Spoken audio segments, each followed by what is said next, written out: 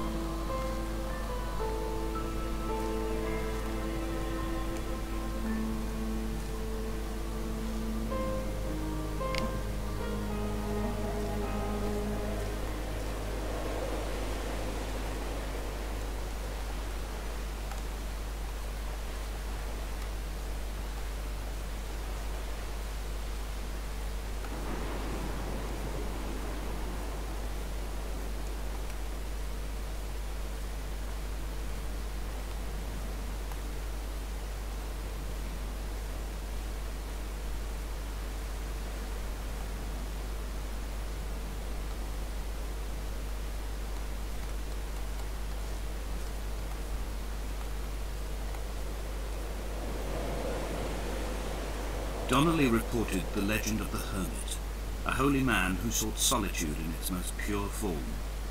Allegedly, he rode here from the mainland in a boat without a bottom, so all the creatures of the sea could rise at night to converse with him.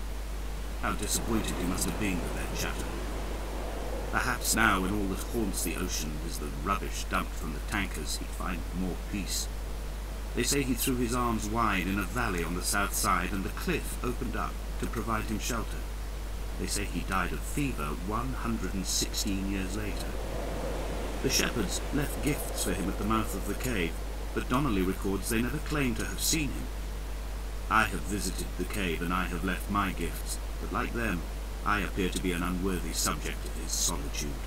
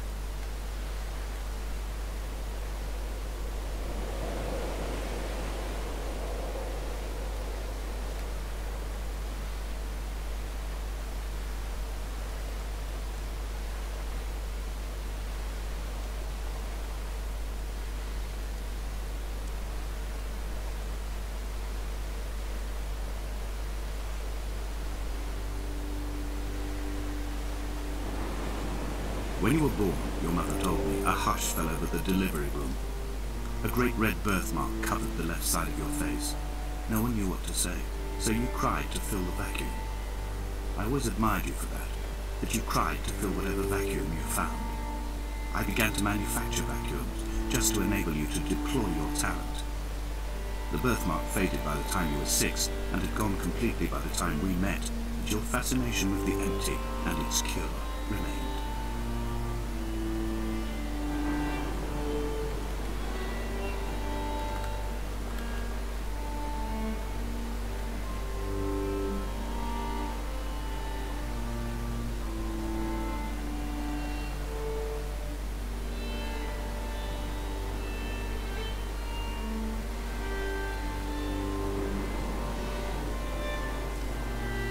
Dear Esther, I found myself to be as featureless as this ocean, as shallow and unoccupied as this bay, a listless wreck without identification. My rocks are these bones, and a careful fence to keep the precipice at bay. Shot through me caves, my forehead a mount. This aerial will transmit into me so. All overexposed, the nervous system, where Donnelly's boots and yours and mine still travel. I will carry a torch for you. I will leave it at the foot of my headstone. You will need it for the tunnels that carry me under.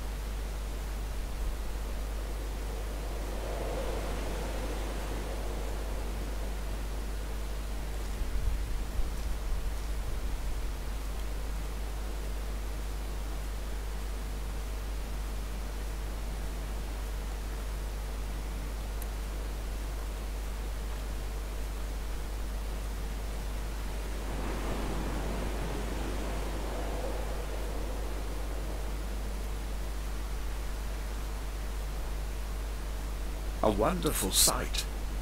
The moon cresting the junction between the cliff path and the stone circle. It cast a shadow of the ridge across the beach, all the world as if you had signed your name in untidy handwriting.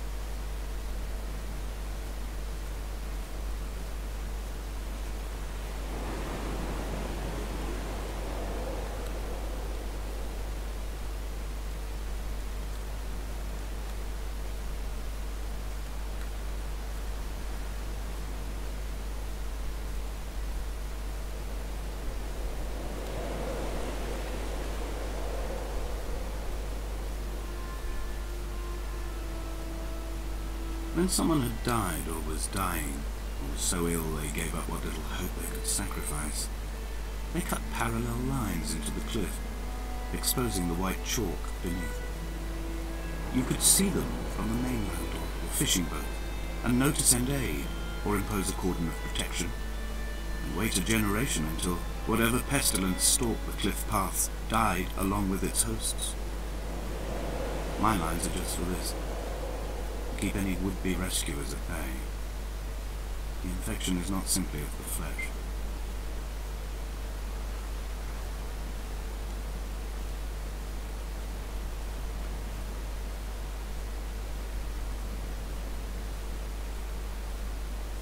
We are not like Lot's wife, you and I. We feel no particular need to turn back.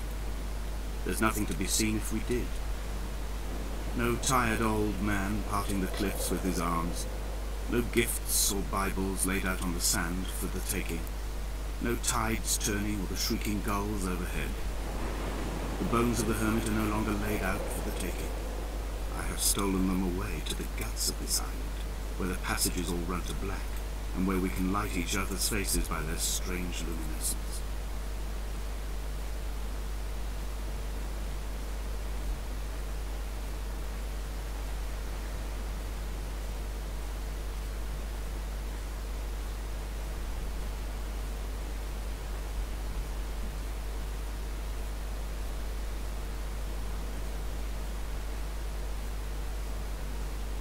Dear Esther, I met Paul. I made my own little pilgrimage. My Damascus, a small semi-detached on the outskirts of Wolverhampton. We drank coffee in his kitchen and tried to connect to one another. Although he knew I hadn't come in search of an apology, reason or retribution, he still spiraled in panic, thrown high and lucid by his own dented bonnet. Responsibility had made him old. Like us, he'd already passed beyond any conceivable boundary of life. I would leave you presents outside your retreat, in this interim space between cliff and beach. I would leave you loaves and fishes, but the fish stocks had been depleted and I'd run out of bread. I would row you back to your homeland in a bottomless boat, but I fear we would both be driven mad by the chatter of the sea creatures.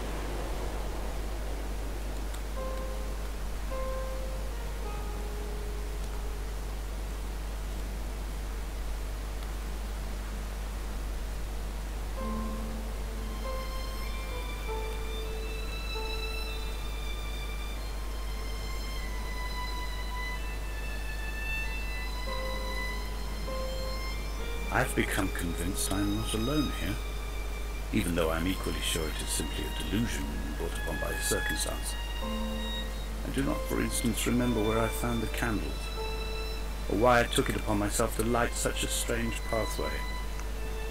Perhaps it is only for those who are bound to follow.